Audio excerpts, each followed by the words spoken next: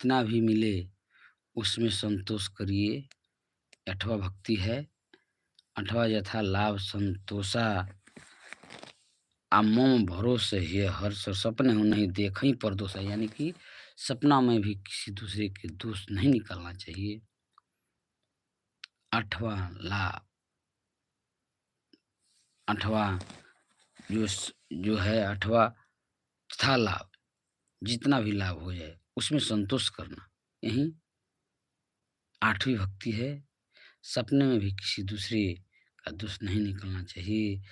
नोम सरल सब सन छल हीना मम भरोसे ही हर्ष न दीना। माता सबरी से कहते हैं कि नौ महू ये कहूँ जिनके हुई। ये 9 भक्ति जो भगवान बताए हुए वो कहते हैं सबरी से, ये 9 महू ये कहीं जिनके हुई। नारी पुरुष चराचर कोई।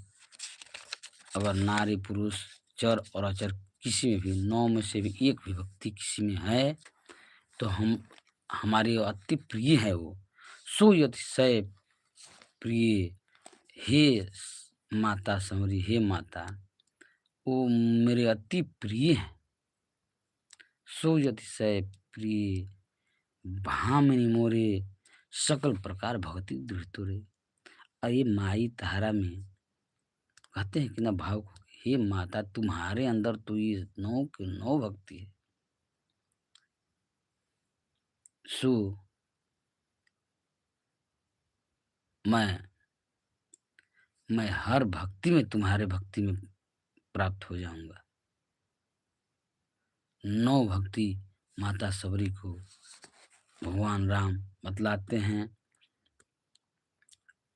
जोगी वृंद दुर्लभ गति जोई, जोगी वृंद दुर्लभ गति जोई, तो कहूँ आज सुलभ है सोई। ये माता जोगी दुर्लभ को जो गति दुर्लभ होती हैं सो आज मैं तुमको सुलभ कर दिया।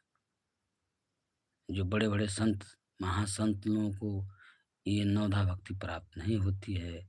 हे माता सो मैं तुमको बतला दिया। भगवान राम माता सबरी से बात कहते हैं। मम दर्शन फल परम अनुपा जीव पावनी सहज स्वरूपा। आगे माता सबरी से बहुत कुछ कहते हैं भगवान राम, जो मैं आप लोगों को अगले वीडियो में बताऊंगा।